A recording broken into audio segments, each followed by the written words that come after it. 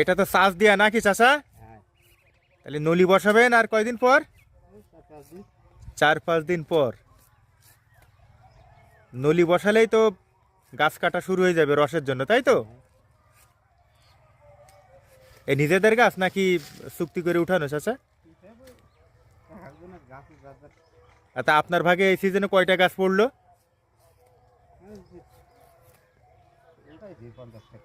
50-60টা। সবগুলোই তো রসের জন্য প্রস্তুত করা হচ্ছে।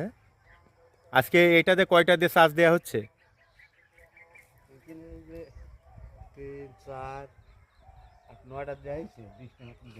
9টা। আপনার বাড়ি কোথায়? কানাইরালি। যে কানাইরালি আর এক চাচা আছে না গাছ তোলে, ওয়াহেদ নাকি চাচার নাম? ইলাহি বক্স। ইলাহি বক্স না, উনি আছে। তাহলে এই আপনারা 4-5 জনে মনে হয় মোটামুটি এই মাঠের গাছগুলো সব উঠান। তাহলে আজকে 20টা চাষ দিবেন? হ্যাঁ, এই তো রস তো মনে হয় ওই যে চুয়ে চুয়ে রস আসছে অলরেডি, তাই তো? শীত যত বেশি হবে রসের ভাগ মনে হয় তত বেশি হবে না চাচা? ওই যে দা ঢুকালেন ওইটার কি বলে? ঠুঙি। ঠুঙির ভিতরে দা রাখা হয়, তাই তো?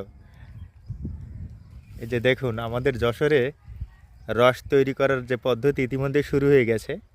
মানে আর 2-4 দিনের মধ্যেই এই গাছগুলো থেকে খেজুরের অথেন্টিক রস সংগ্রহ করা হবে।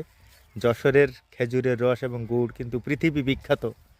এবং এই নেপথ্য নায়ক, এই যে আমার এই চাচা দেখছেন, এই গাছিরা, ইনারাই এই খেজুর গাছ থেকে রস সংগ্রহ করেন এবং সেই রসটা সকালে ভোরে সংগ্রহ করে জাল দেওয়া হয়, তারপরে গুড় পাটালি তৈরি করা হয়, তাই তো চাচা?